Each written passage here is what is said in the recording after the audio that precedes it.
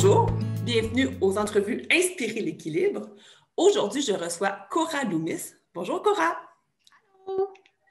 Alors Cora, tu es nutritionniste et puis tu as une spécialité, je crois, dans la nutrition des végétaliennes. Absolument, oui. Donc, j'aimerais ça, s'il te plaît, que tu nous parles de c'est quoi ta job de nutritionniste et c'est quoi d'être nutritionniste végétalienne.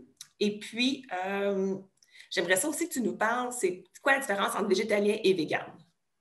Parfait. Donc, moi, mon travail en tant que nutritionniste, en fait, j'adore ça. Ça fait un peu plus de 10 ans que je fais ça. Puis j'adore ça, en fait, depuis que j'ai une approche qui se veut anti-régime inclusif de tous les corps, archi respectueux des gens, et non axé sur la perte de poids, là, je l'avoue. Puis en tant que nutritionniste, moi, je suis en pratique privée depuis 5 ans. Je fais beaucoup de consultations individuelles, donc beaucoup de travail avec les gens un à un.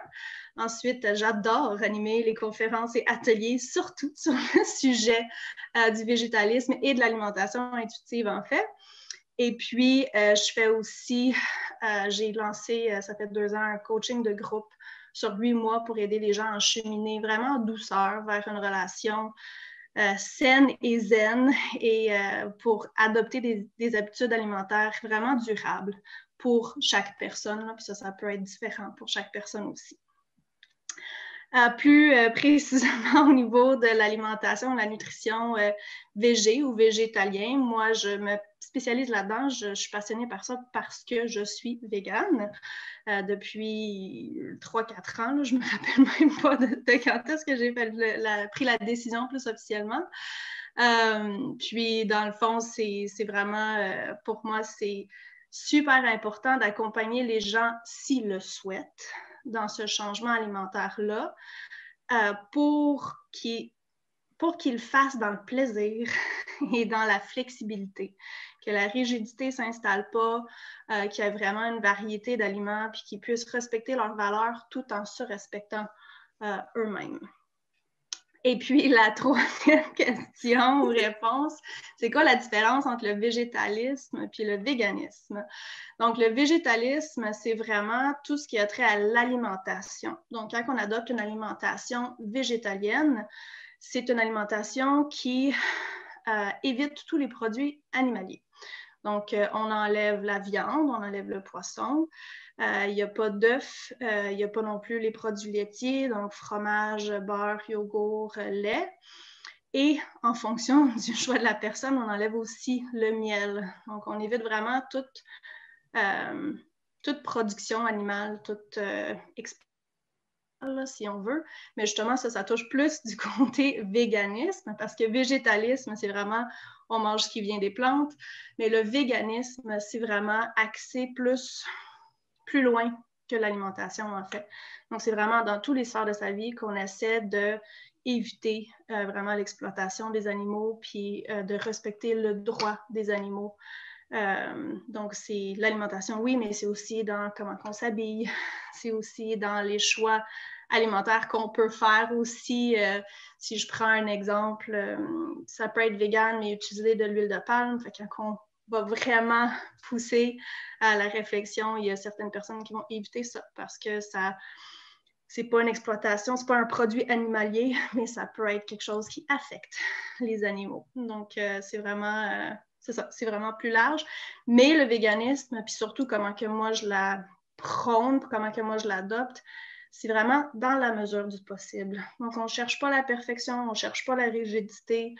On comprend qu'il y a des contextes où est-ce que c'est pas possible et c'est correct. Puis, on est bien mieux dans un véganisme qui se veut bienveillant envers les animaux et soi-même que justement dans la rigidité de genre c'est vraiment grave si j'ai mangé quelque chose.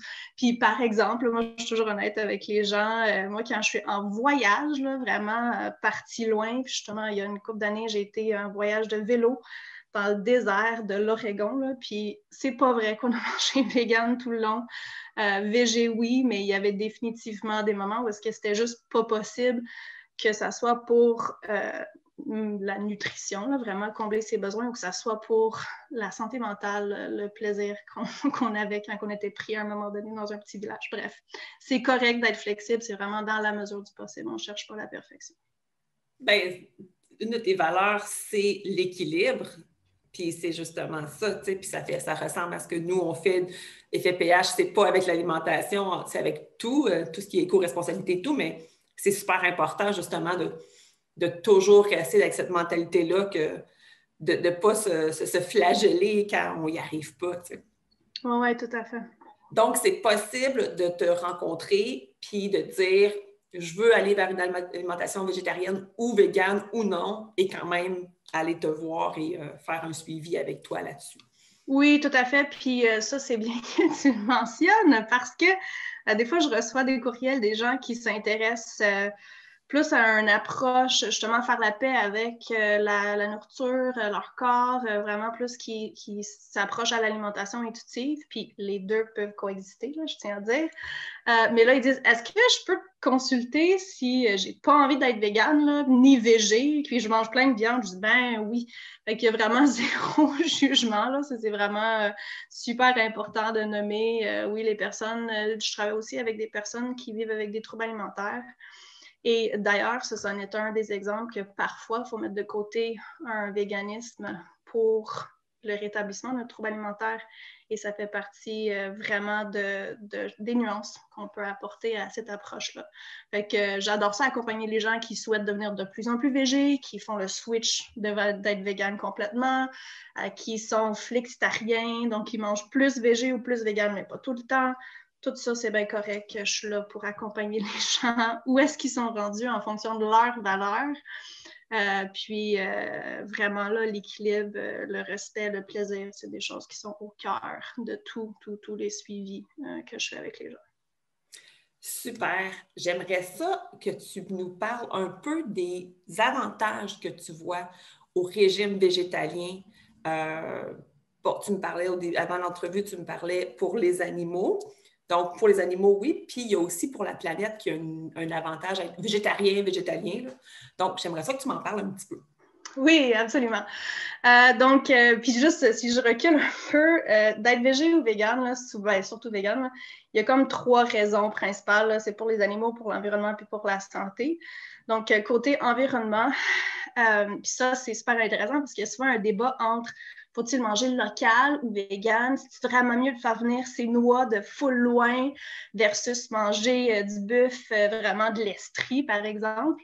Puis en fait, quand on adopte une alimentation végé, là, je vais dire végé au lieu de vegan, mais végé qui ne contient pas de la viande, notre impact vraiment sur l'environnement diminue de façon quand même impressionnante. Puis même si on achète tout plein de produits locaux, ça va toujours coûter moins cher dans l'environnement au niveau de... Là, je vais garder la démo de l'eau. Là. Ça, c'est vrai que les noix, ça prend plus d'eau que, par exemple, un brick de fromage ou des œufs. Mais pour la viande versus les noix, c'est quand même beaucoup, beaucoup d'eau. Mais au niveau de l'usage des terres, au niveau de vraiment les ressources en général, à quel point il y a comme des étapes au niveau de gaz à effet de serre, là, si c'est sûr que ce n'est pas au niveau du déplacement, là, quand on parle d'aliments qui viennent de loin versus aliments locaux, mais élever des animaux, là, ça crée vraiment beaucoup de gaz à effet de serre, même si c'est fait de façon responsable ou à petite échelle. Vraiment, la comparaison, c'est assez clair que manger végé, c'est plus intéressant au niveau des gaz à effet de serre, de l'utilisation de l'eau et de l'utilisation des terres aussi. Donc, c'est vraiment les 3 composantes, si on veut. C'est bon. Et puis, si quelqu'un te dit, OK, moi, j'ai le goût de manger de la viande encore, mais je veux réduire mon impact, quelle viande que la personne pourrait réduire en premier, mettons? Le bœuf. OK. Définitivement. Le bœuf, il est vraiment... Puis là, ça fait longtemps, j'avoue que je n'ai pas consulté. Il y a des fois des petits tableaux là, qui démontrent vraiment le coût environnemental. Là, puis le bœuf, c'est toujours le pire choix. Donc, ça serait le premier à réduire. Et j'aimerais souligner que à la place de, puis c'est sûr que ça peut être une information pertinente, là, mais à la place de dire, hey, qu'est-ce que je peux réduire au niveau de mon alimentation pour avoir un impact plus positif sur l'environnement, moi, je vais dire, ben, qu'est-ce qu'on peut ajouter? Donc, à la place de parler de manger moins de viande, manger moins de bœuf, je vais plutôt dire, hey, as-tu déjà essayé le tofu de cette façon-là, puis des lentilles, puis des haricots noirs, puis as-tu envie de découvrir le tempeh, puis tu connais-tu tel restaurant qui sert le tempeh de façon merveilleuse? Donc, vraiment, essayer d'y aller avec des changements positifs parce que, guess what, l'être humain réagit bien mieux à des changements positifs, à des ajouts, qu'à vraiment plus l'idée de restriction, d'éviter certains aliments. Ah, c'est bon, j'aime ça. Et quelle viande ou qui a le moins d'impact? Encore une fois, ça fait un moment que je n'ai pas regardé les petits tableaux, mais je pense que c'est le poulet. OK. Ça dépend des définitions de tout le monde. Là. Des fois, le poisson, ça compte pas. Des fois, ça compte. Ouais. Dans les viandes, là, c'est vraiment le poulet. Le poisson, je pense qu'il est pas loin. Les œufs aussi, mais c'est pas de la viande. Mais mettons Ouais. côté protéines animaliers. Avec les œufs, c'est aussi vraiment plus petit impact. Puis les produits laitiers là-dedans, ça dépend duquel, là, mais je me rappelle pas exactement d'où est-ce qu'ils se situent non plus. Ben, c'est super intéressant parce que ça, on entend souvent parler de l'impact et tout, puis j'aime ton approche de dire on ajoute plutôt. Fait que, tu sais, même quelqu'un qui n'est pas prêt nécessairement à couper pourrait dire, ben, je vais manger un peu plus de poulet dans mon alimentation, donc varier pour les burgers de poulet, des choses comme ça, plutôt que de dire je coupe le bœuf, tu sais. Puis petit à petit, aller vers, bon, ben, j'ajoute les lentilles, j'ajoute les pois chiches, etc., là, qui sont des aliments très bons, mais encore méconnus. Oui, tout à fait. Puis c'est vrai que il faut expérimenter, il faut les goûter, il faut essayer des recettes avant de faire comme « Ah, c'est vraiment bon ça! » Puis justement, il y a des veggie burgers qui sont meilleurs que d'autres. Il y a des façons de préparer du tofu qui sont meilleures que d'autres. Donc, je comprends quand les gens disent « Ah, moi, j'aime pas ça » parce qu'ils ont peut-être des mauvais souvenirs, mais il y a vraiment beaucoup de choix intéressants, diversifiés pour incorporer ces aliments-là. Puis, j'ai même envie d'ajouter au niveau, justement, j'ai mentionné les produits laitiers, là, mais on peut avoir une pinte de lait de vache et une pinte de lait de soya dans son frigo. On n'est pas obligé de... Pour vrai, on peut juste ajouter, on peut juste vraiment, puis même au niveau de la viande, souvent dans la transition, une des choses qui fonctionne vraiment bien, c'est de diluer. Donc, au lieu de couper le bœuf, si le bœuf haché, c'est vraiment quelque chose que quelqu'un adore dans sa sauce à spag, par exemple, mais on peut le couper avec du tofu mietté ou avec des lentilles, selon qu'est-ce que la personne décide est acceptable. Mais c'est possible aussi de juste vraiment diminuer sans le couper complètement, en diluant, en fait, les recettes qu'on aime ou les aliments qu'on connaît bien. Ça, puis y aller un petit pas à la fois selon ce qu'on veut vraiment. Tellement. Tu donnes un atelier sur l'alimentation éco-responsable. Oui. J'aimerais que tu me parles, c'est quoi l'alimentation éco-responsable? Donc, l'alimentation éco-responsable, pour moi, c'est vraiment une alimentation qui est justement le plus végétal possible, parce qu'on sait que ça fait une belle différence, qui va favoriser l'achat local. Donc, même à l'intérieur, justement, des choix végés qu'on peut faire, on est de plus en plus gâtés. On a du tofu maintenant qui est fait à Sherbrooke. Je trouve ça tellement capotant. Il y a des choix de substituts de viande et de fromage vraiment pas loin. Il y a Gusta à Montréal, puis j'ai venu de découvrir le fromagerie à Tingwick. Donc, j'ai commandé, en fait, littéralement, là, je vais le goûter cette semaine, ces nouveaux produits-là. Donc, il y a de plus en plus de choses locales. Ça peut être vraiment, puis là, on s'entend que de toute façon, manger des légumineuses, ça va toujours être super intéressant pour l'environnement et la santé. Mais il y a même certaines légumineuses qui sont plus canadiennes. Qu'on peut prioriser, je pense aux lentilles beluga qui sont super cool comme aliment. C'est vraiment mes lentilles chouchou en ce moment. C'est vraiment une variété canadienne. C'est choisir d'acheter dans les entreprises ou les épiceries plus locaux aussi. Je pense aux silos qui priorisent le plus possible local. Puis l'autre composante, c'est vraiment tout ce qui est moins d'emballage, ce qui est un défi de taille pour moi en ce moment. Mais vraiment, c'est ça, si on peut acheter en vrac plus possible pour réduire l'emballage, si on peut se faire une batch de biscuits ou des bortons au lieu de les acheter, tout en sachant qu'il y a des moments où est-ce que c'est pas possible et c'est correct. Mais vraiment, c'est comme ces 3 composantes-là. Plus végé, plus local, moins de déchets, si on veut. C'est ça, tu parlais de cuisiner plus aussi ces aliments, ce qui a un grand impact sur... Puis c'est sûr que pour moi, quand on parle de cuisiner plus, tout de suite, ça m'amène à la slow life, tu sais. Parce que quand on est dans une vie très rochante, c'est plus difficile de... Ben, c'est pas plus difficile, mais on va être porté à dire « Oui, mais j'ai pas le temps ». Tandis que dans la slow life, il y a toute la question de durabilité, justement, de local, et bio et tout. Mais c'est ça, de prendre le temps de cuisiner, ça peut avoir un gros impact sur l'environnement. Tu sais. Oui, vraiment. Puis c'est vrai que ça prend plus de temps. C'est pour ça que je dis, il y a des moments dans la vie, il y a des périodes de la vie où est-ce que c'est peut-être pas possible, où est-ce que pour nourrir, et c'est se nourrir, puis c'est vraiment ça la priorité, là.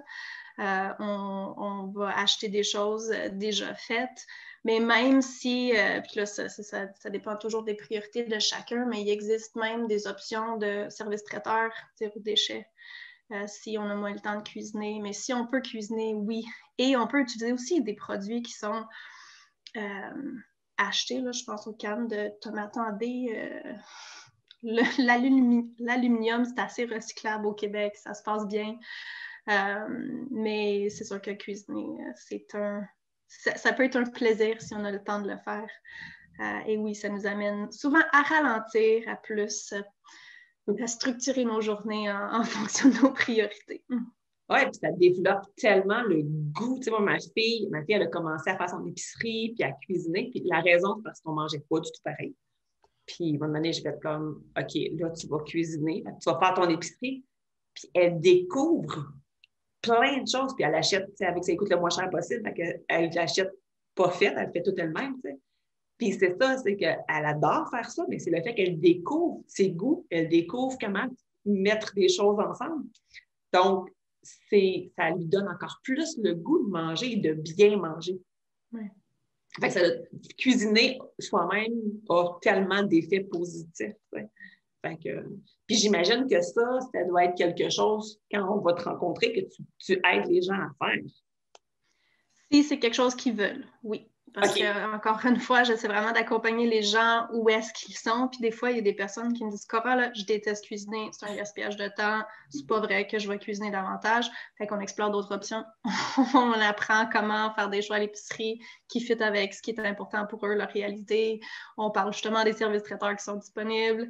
Mais la plupart des gens veulent cuisiner davantage. Donc oui, je vais les accompagner là-dedans en les rappelant qu'essayer de trop de nouvelles recettes d'une shot, ça va être décourageant. Fait que vraiment, juste de commencer tranquillement, pas vite, une fois semaine, cuisiner une fois semaine, découvrir une nouvelle recette une fois par semaine, ou même pas, là, vraiment en fonction d'où est-ce qu'ils sont. Mais c'est vrai que cuisiner, ça nous connecte avec la bouffe, ça ajoute au plaisir, vraiment à l'expérience sensorielle. Ça peut être un moment de détente, là, où est-ce qu'on est vraiment focus sur ça. Comme que ça peut être un moment vraiment stressant pour d'autres personnes. Ça dépend tellement de l'individu. Vraiment, il y a un peu de tout. Il y a un peu de tout chez les gens. Oui, c'est drôle parce que moi, j'adore cuisiner depuis toujours. Puis ma belle-mère déteste cuisiner. Puis moi, c'est comme, je peux même pas comprendre ça. Mais effectivement, ça a l'air été. Puis quand tu parles de stress, bien, pour elle, ça en est un. Cuisiner, pour elle, c'est un stress. Puis là, elle découvre de plus en plus à cuisiner. Puis... Mais c'est ça. Donc, vraiment d'y aller avec qu'est-ce qui nous colle, parce que sinon, on finit par avoir une mauvaise relation avec la nourriture, puis c'est pas ça qu'on veut. Tout à fait. Tantôt, tu parlais de la nutrition intuitive.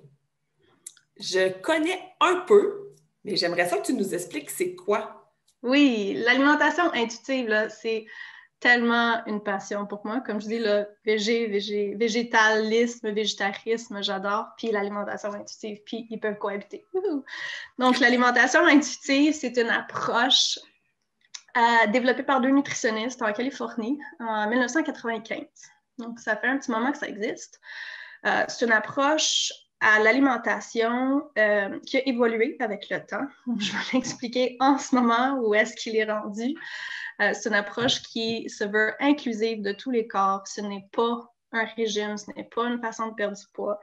C'est basé sur la curiosité de ce qui se passe, de ses besoins, le respect de ces besoins-là, que ça soit les besoins de j'ai faim, j'ai plus faim, mon corps a besoin d'une variété d'aliments, j'ai besoin de plus de sommeil, mon corps a besoin de bouger. C'est vraiment une façon de prendre soin de soi. Là. On porte même attention aux émotions puis le rôle qu'ils jouent dans nos habitudes de vie, pas juste l'alimentation. Puis il est présenté sous forme de 10 principes. Donc, justement, là, qui touchent à l'appétit, la nutrition en tant que telle, là, qui se veut bienveillante. Là, donc, vraiment une approche à la nutrition que, oui, on accorde de l'importance à ce qu'on mange. Oui, on reconnaît que le corps a besoin de certains nutriments pour bien fonctionner, mais ça n'a pas besoin d'être parfait pour être équilibré. C'est vraiment le big picture qui compte, là, si on veut. Ça aborde l'activité physique, ça aborde les émotions et le premier principe, là, j'aurais pu le dire avant, c'est vraiment rejeter la mentalité des régimes ou la culture des régimes. Donc, c'est vraiment une approche qui, puis peut-être, je ne sais pas si tu as déjà entendu le terme anti-régime ou anti-diet. Donc, c'est vraiment une approche qui se colle à ce mouvement-là là, de anti-diet ou anti-régime. Et ça, ce que ça veut dire, c'est vraiment on rejette l'idée qu'il y a juste un modèle de corps qui est en santé ou qui a de la valeur ou qui va être beau. Les standards de beauté sont abordés là-dedans. Donc, c'est vraiment de dire, hey, c'est pas vrai qu'il faut chercher à perdre du poids à tout prix toute sa vie pour pouvoir réussir dans la vie ou pour pouvoir être en santé non plus. Et ce qui est cool avec l'alimentation intuitive, c'est qu'on est rendu avec c'est autour de 150, là, honnêtement, études scientifiques sur cette approche-là. Donc, on sait que c'est pas du gros n'importe quoi. Puis justement, c'est pas genre, je m'en fous de ce que je mange, je vais manger quand j'ai faim, je vais arrêter quand j'ai plus faim.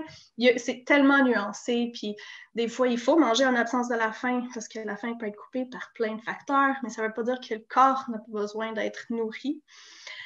Et donc, c'est une approche y est étudiée, puis on voit à quel point que ça amène les gens à avoir une alimentation qui est équilibrée et qui est santé, si on veut. J'hésite vraiment beaucoup à utiliser le terme, mais qui est équilibré, qui est vraiment varié. Ça amène les gens aussi à avoir un poids plus stable. Et ça, peu importe leur poids, là, un poids plus stable, c'est toujours plus intéressant qu'un poids qui fait up and down du yo-yo. Ça va amener les gens à avoir une meilleure santé psychologique et émotionnelle parce qu'on travaille, on aborde tout ça. C'est vraiment que des bénéfices, puis même des bénéfices au niveau de genre moins de diabète, les taux de triglycérides qui sont plus normaux, vraiment moins de risques de problèmes de santé, une image corporelle plus positive, ce qui fait en sorte que la personne peut se sentir plus libre de faire les choses qu'elle aime. Donc, c'est vraiment une super belle approche qui est quand même très nuancée et qui vraiment, vraiment, là, c'est le respect, c'est prendre soin de soi de façon vraiment bienveillante, j'ai envie de dire. L'équilibre. Oui, exact. C'est une belle façon d'atteindre ou en tout cas de tendre vers l'équilibre alimentaire, mais au-delà de ça, de ce que je comprends. Tu sais. Oui. Oui, puis j'adore la nuance de tendre vers, parce que l'alimentation intuitive, c'est vraiment une pratique, c'est vraiment une approche. On ne peut pas arriver en quelque part, c'est vraiment, puis le plus qu'on l'explore, le plus qu'on développe, qu'on explore, le plus qu'on découvre les nuances de ça. Donc oui, c'est vraiment tendre vers et non arriver en quelque part. Un équilibre. Puis c'est ça, j'imagine que de toute façon, c'est un cheminement parce que comme tu disais, ben, ton corps, tu n'as pas faim, mais ton corps a peut-être besoin. C'est d'apprendre au fur et à mesure, puis selon ce que tu vis dans ta vie. Tout à fait. Ouais, ça s'adapte vraiment à tout plein de différentes réalités.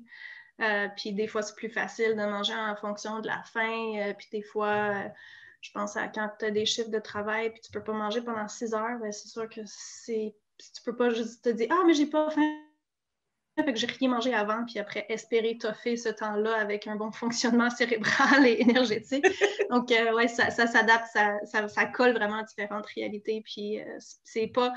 C'est parce que je nomme ça parce que des fois, c'est interprété comme ça, là, mais ce n'est pas une diète de la faim et de la satiété, là. C'est normal parfois de manger en absence de la faim, comme que c'est correct de manger au-delà de sa satiété, comme que c'est correct de des fois faire une erreur puis pas assez manger. Il y a de la place pour tout, mais en bout de ligne, c'est vraiment une façon de prendre soin de soi puis respecter ses multiples besoins. Ah, ben, en tout cas, je connaissais un peu, mais je trouve ça encore plus intéressant comment tu l'expliques. Ça me colle vraiment parce que j'aime dans ma vie, c'est ce que j'applique pas mal toujours, tu sais. Donc, je trouve ça super intéressant. Puis de savoir que oui, ça s'applique à n'importe quelle alimentation, type d'alimentation, ben, ça peut permettre justement de dire, OK, je vais aller quelque chose de plus végétalien, puis aller dans l'intuitif, puis essayer les deux, tu sais. Fait que... Puis ça peut même s'appliquer à des réalités. Quelqu'un avec le diabète, ça va être un peu différent, l'alimentation intuitive, mais ça s'applique pareil. Ça s'applique à quelqu'un qui a des allergies alimentaires. Ça s'applique vraiment à tout. C'est juste que ça va être, c'est ça, ça s'adapte, ça va moduler, ça va changer un peu comment que c'est appliqué, mais c'est vraiment de quoi qui est accessible pour presque tout le monde.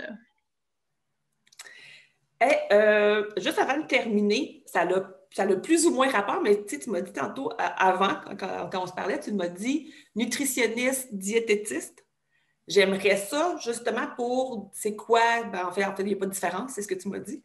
Donc, juste pour terminer, pour que les gens comprennent c'est quoi les deux termes. Oui, oui, absolument.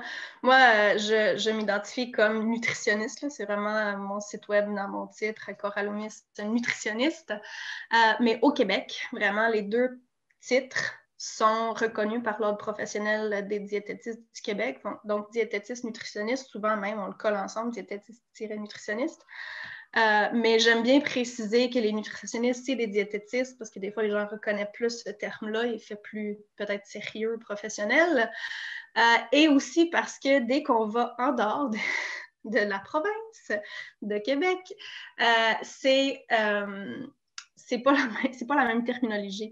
Donc, en Ontario, un nutritionniste, elle n'a pas il ou elle, je m'excuse, erreur, parce qu'on est quand même encore beaucoup, beaucoup de femmes dans ce domaine-là, mais il y a de plus en plus de diversité, yes sir.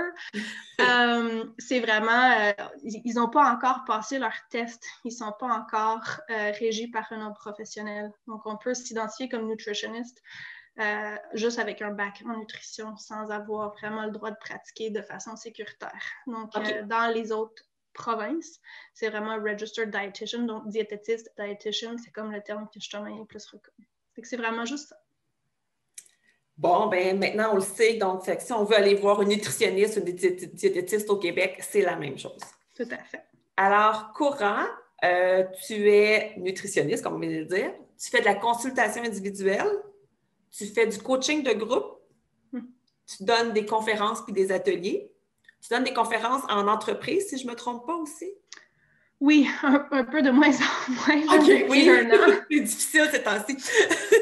Mais honnêtement, oui, j'aime vraiment ça, me déplacer. Des fois, j'en ai donné chez Radio-Canada. Récemment, c'est plus dans les organismes communautaires que j'en offre. C'est plus comme là que j'ai créé des liens. Mais oui, dans les entreprises, il me fait habituellement plaisir de me déplacer, sinon de l'offrir en ligne en ce moment, sur des sujets, puis des sujets justement, genre de comment bien manger au travail de 9 à 5, là, comment bien manger de 9 à 5 sur différents sujets comme le végétarisme, manger de façon éco-responsable. J'aime beaucoup donner des conférences pour justement un peu l'introduction à l'alimentation intuitive, c'est quoi les grandes lignes pour que les gens puissent découvrir cette approche. Puis des fois, je vais aussi faire d'autres trucs plus sur mesure en fonction du besoin de l'entreprise ou de l'organisme communautaire. Ton atelier sur l'alimentation éco-responsable, elle est sur ton site web. Je pense qu'on peut l'acheter sur ton site web. Oui, tout à fait. Lui, je l'ai enregistré dans le fond. OK. Donc, il est disponible dans la partie boutique de mon site web sur une autre plateforme, là, mais c'est vraiment là qu'on peut y accéder. Puis, c'est ça se veut vraiment très inspirants pour donner des trucs concrets pour vraiment adopter une alimentation plus éco-responsable ou de plus en plus éco-responsable. Excellent. Dans le descriptif de la vidéo sur YouTube, je vais mettre le lien pour que les gens puissent aller voir. Donc, super. Ils vont avoir accès facilement. Ben, merci beaucoup. Ça fait plaisir. C'était vraiment très intéressant de parler nutrition, diète avec toi. Et puis, ben, au plaisir. Puis, je te souhaite plein de belles conférences à venir. Ça veut dire que la COVID va être partie. Un jour. Merci. De rien.